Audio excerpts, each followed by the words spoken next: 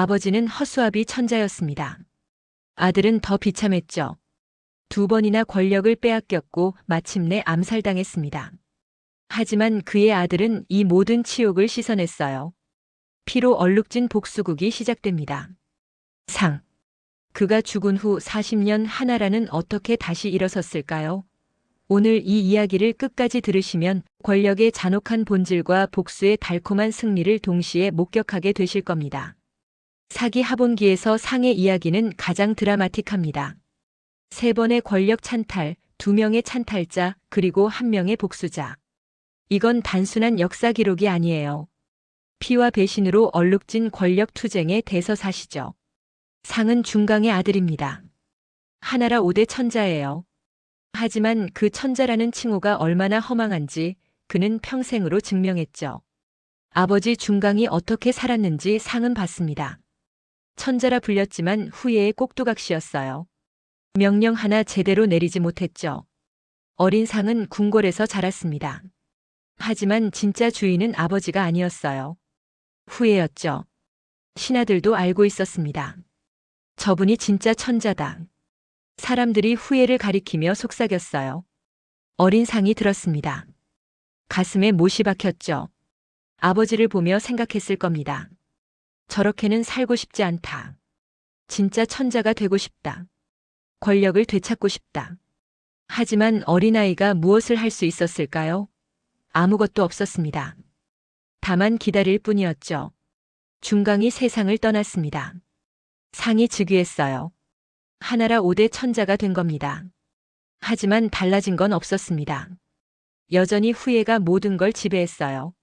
상은 아버지처럼 허수아비가 됐죠. 아니, 더 심했습니다. 상은 젊었어요. 후예는 경계했죠. 이놈이 반란을 일으킬지도 모른다. 감시가 더 심해졌습니다. 상의 주변에 후예의 사람들이 배치됐습니다. 신하들, 궁녀들, 심지어 요리사까지.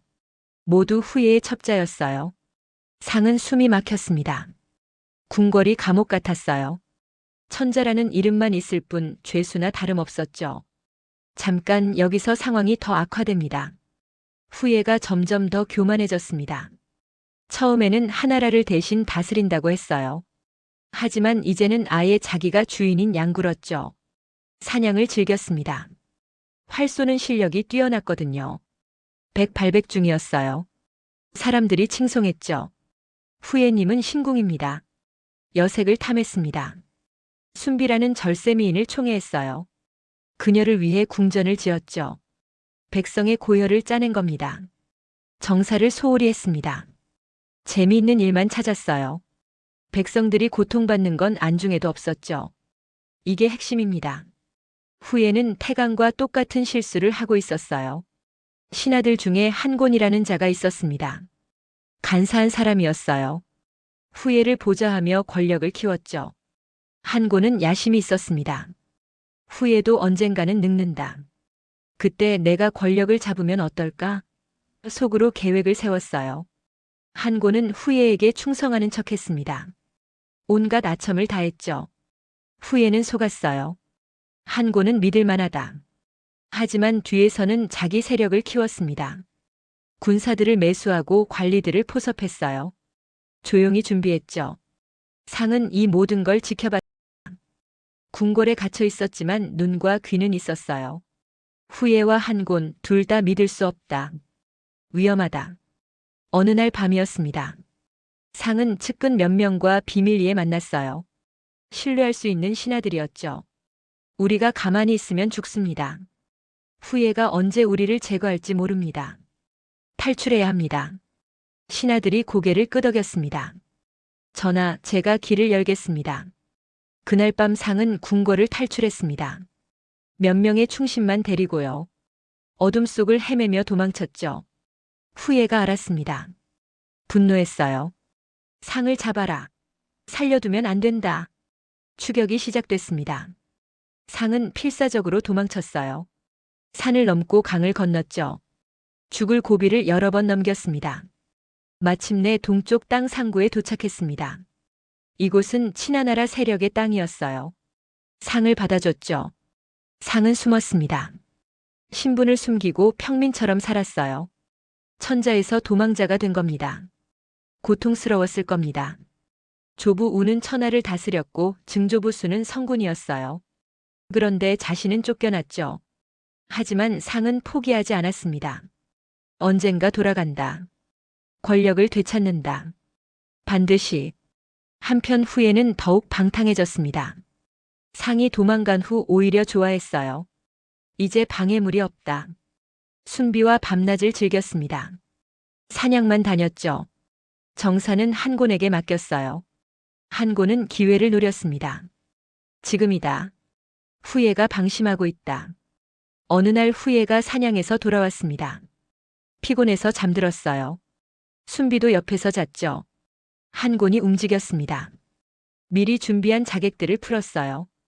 후예의 침실로 잠입시켰죠. 칼날이 번쩍였습니다. 후예가 비명도 지르지 못하고 죽었어요. 해를 쏘아 떨어뜨렸다는 신궁이 비참하게 암살당한 겁니다. 순비도 죽였습니다. 한곤은 증거를 없앴어요. 그리고 아침에 발표했죠. 후예님이 갑자기 돌아가셨다. 병사하셨다. 거짓말이었습니다. 모두 알고 있었지만 아무도 말하지 못했어요. 한곤이 권력을 잡았습니다. 후예를 대신해 하나라를 지배한 거예요. 두 번째 찬탈이었죠. 한곤은 후예보다 더 잔혹했습니다. 반대하는 자는 모두 죽였어요. 공포 정치를 펼쳤죠. 하나라 왕실은 완전히 무력화됐습니다. 상은 도망자였고 한곤이 모든 걸 장악했어요. 한곤은 상을 찾기 시작했습니다. 상이 살아있으면 위험하다. 죽여야 한다. 자객들을 보냈습니다. 상구를 뒤졌어요. 하지만 상은 숨어 있었죠. 쉽게 찾을 수 없었습니다. 상은 상구에서 결혼했습니다. 유인 씨의 딸과요. 그녀는 상을 사랑했어요. 어려운 처지를 함께 견뎠죠. 아들이 태어났습니다. 이름을 소강이라 지었어요. 작지만 강하라는 뜻이었죠. 상은 아들을 보며 희망을 가졌습니다. 이 아이만큼은 진짜 천자가 되게 하겠다.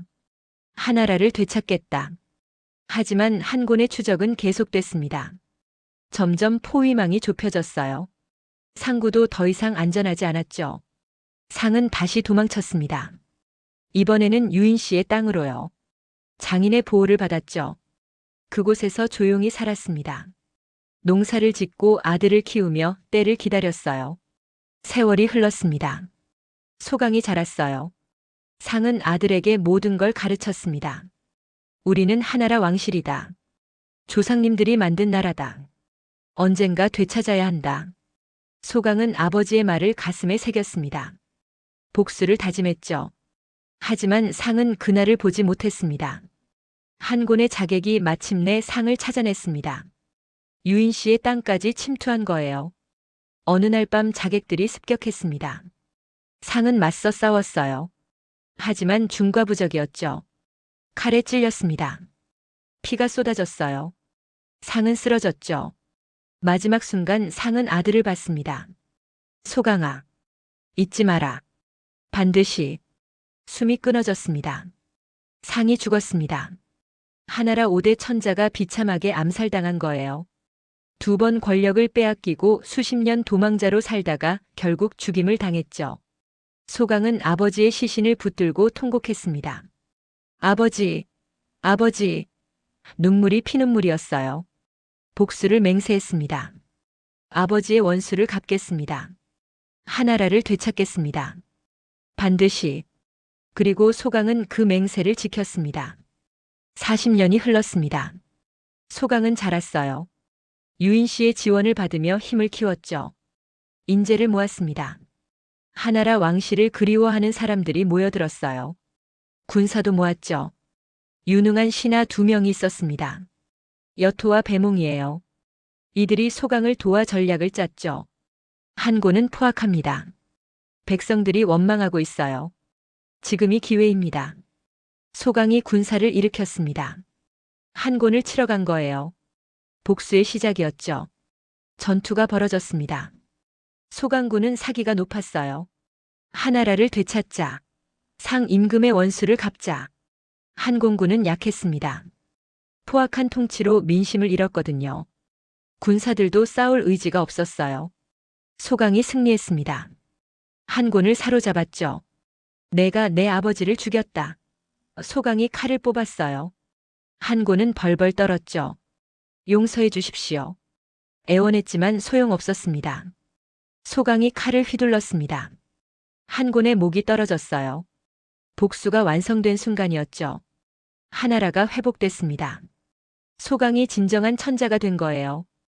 허수아비가 아니라 실권을 가진 천자로요. 이것이 바로 소강중흥입니다. 잃어버린 나라를 되찾은 거죠. 백성들이 환호했습니다. 우님의 나라가 돌아왔다. 기뻤어요. 한곤의 폭정에서 벗어났으니까요. 소강은 아버지의 묘에 참배했습니다. 아버지 해냈습니다. 원수를 갚았습니다. 하나라를 되찾았습니다.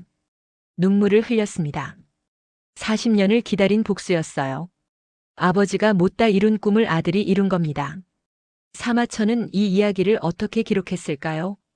사기는 간결합니다. 상이 즉위했으나 후예가 정권을 쥐었다. 상이 도망쳤다. 한곤이 후예를 죽이고 권력을 잡았다. 한곤이 상을 죽였다. 상의 아들 소강이 마침내 하나라를 회복했다. 짧지만 강렬합니다. 3번의 권력 교체, 2번의 암살, 그리고 1번의 복수. 모든 드라마가 담겨 있어요. 사마천의 어조에는 동정심이 있습니다. 상에 대해서요. 아무 잘못도 없이 평생 고통받았으니까요. 하지만 동시에 존경심도 담겨 있습니다. 소강에 대해서요. 아버지의 원수를 갚고 나라를 되찾았으니까요. 자, 정리해 드리겠습니다. 상의 이야기가 주는 교훈은 무엇일까요? 첫째, 권력은 쟁취해야 한다는 것. 상은 혈통으로 받았지만 지킬 힘이 없었어요. 2번이나 빼앗겼죠. 권력은 주어지는 게 아닙니다. 둘째, 찬탈자는 또 다른 찬탈자에게 당한다는 것. 후예가 하나라를 빼앗았고 한곤이 후예를 죽였어요. 불의한 권력은 오래가지 못합니다. 셋째, 복수는 준비된 자의 것이라는 것. 소강은 40년을 기다렸어요. 참고 견디며 힘을 키웠죠. 마침내 성공했습니다. 넷째, 한 세대의 실패가 다음 세대의 동기가 된다는 것. 상은 실패했지만 아들에게 의지를 전했어요. 소강이 그 의지를 완성했죠. 다섯째, 민심이 최후의 승자를 결정한다는 것. 한곤은 강했지만 백성이 미워했어요. 소강은 약했지만 백성이 환영했죠. 결국 소강이 이겼습니다. 여섯째, 역사는 포기하지 않는 자의 편이라는 것. 상이 포기했다면 하나라는 끝났을 거예요. 하지만 도망쳐서라도 살아남았죠. 그래서 소강이 가능했습니다. 일곱째, 복수는 정의를 회복하는 것이라는 점. 소강의 복수는 사적 감정만이 아니었어요. 정당한 권력을 되찾는 거였죠. 역사가 지지했습니다. 상의 삶은 비극입니다. 천자로 태어나 도망자로 살다가 암살당했어요. 평생이 고통이었죠. 하지만 그 비극이 헛되지 않았습니다. 아들 소강이 모든 걸 뒤집었으니까요. 아버지의 치욕을 씻었고 나라를 되찾았고 역사를 바로 세웠죠. 이게 바로 역사의 아이러니입니다. 개인은 패배해도 대인은 승리할 수 있어요. 한 세대는 실패해도 다음 세대가 성공할 수 있죠. 사기가 상의 이야기를 기록한 이유가 있습니다. 희망을 주기 위해서예요. 아무리 어려워도 포기하지 마라. 아무리 강한 적도 영원하지 않다. 정의는 결국 승리한다. 이게 메시지였죠. 사마천 자신도 고난을 겪었습니다. 궁형을 당했어요. 하지만 포기하지 않고 사기를 완성했죠. 상의 이야기가 힘이 됐을 겁니다. 오늘날 우리에게도 상의 이야기는 의미가 있습니다. 불의한 권력 앞에서 어떻게 할 것인가? 포기할 것인가 아니면 버틸 것인가? 상은 버텼습니다. 그리고 아들에게 희망을 전했어요. 그 희망이 현실이 됐죠. 하나라 상. 2번 권력을 빼앗기고 수십 년 도망쳐 다니다가 마침내 암살당한 비운의 천자. 하지만 그의 피가 헛되지 않았습니다. 소강이 그 피를 기억했고 복수했고 나라를 되찾았어요. 아버지가 못 이룬 꿈을 아들이 이뤘죠. 이것이 바로 역사의 힘입니다. 한 사람은 쓰러져도 정신은 이어집니다. 한 세대는 패배해도 대의는 살아남아요. 4천년이 지난 지금도 우리에게 묻고 있습니다. 당신은 무엇을 위해 싸울 것인가? 자신의 세대에서 이루지 못해도 다음 세대를 위해 씨앗을 남길 것인가? 상은 씨앗을 남겼습니다. 소강이라는 씨앗을요. 그리고 그 씨앗은 40년 후 거대한 나무가 됐습니다. 하나라를 되살린 나무로요. 권력의 이중 찬탈, 피로 얼룩진 40년, 그리고 마침내 찾아온 정의. 이것이 상과 소강의 이야기입니다. 그리고 이 이야기는 영원히 반복됩니다.